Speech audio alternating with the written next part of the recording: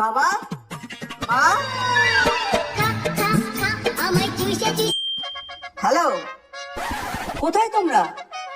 কি বাড়ি চলে গেছো? ইম্পর্টেন্ট কাজ? আরে এখনই কি ইম্পর্টেন্ট কাজ পড়ে গেল তোমার?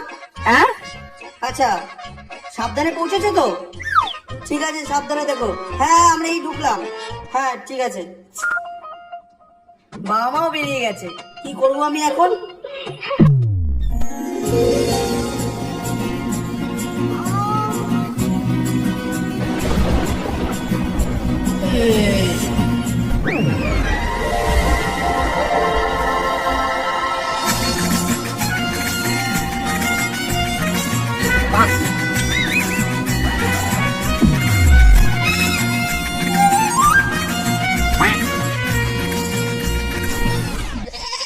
বাবু প্লিজ আমাকে ছেড়ে দিন, আমাকে যেতে দিন প্লিজ।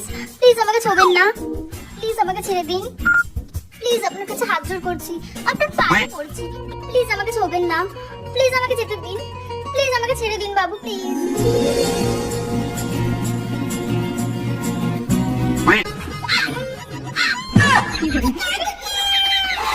শালা ঘরে মেয়ে নিয়ে এসে নোংরামি করা আমার। চল শালা চল।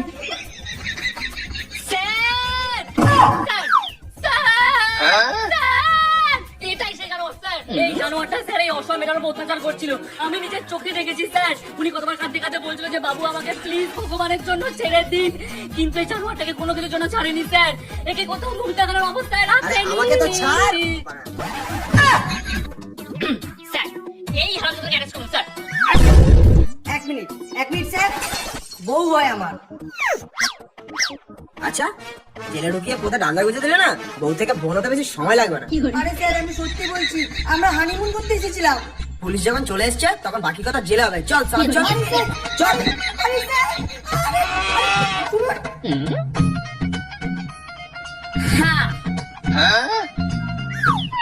তুমি তোমাকে ভয়ই পাই দিয়েছিলে। Sorry darling, sorry darling. আসলে সব বড় বড় প্ল্যানে ছোট ছোট ভুল কোথায়? মিষ্টি মুখ করো, মিষ্টি মুখ করো, ছেলে রাজি হয়ে গেছে। তাও জানো আমার খুব ভয় করছিল। এখন আমি চলে এসেছি, এখন আর ভয় কিচ্ছু নেই। বেচারা হানিমুনটাও ঠিকঠাক করতে পারলে না।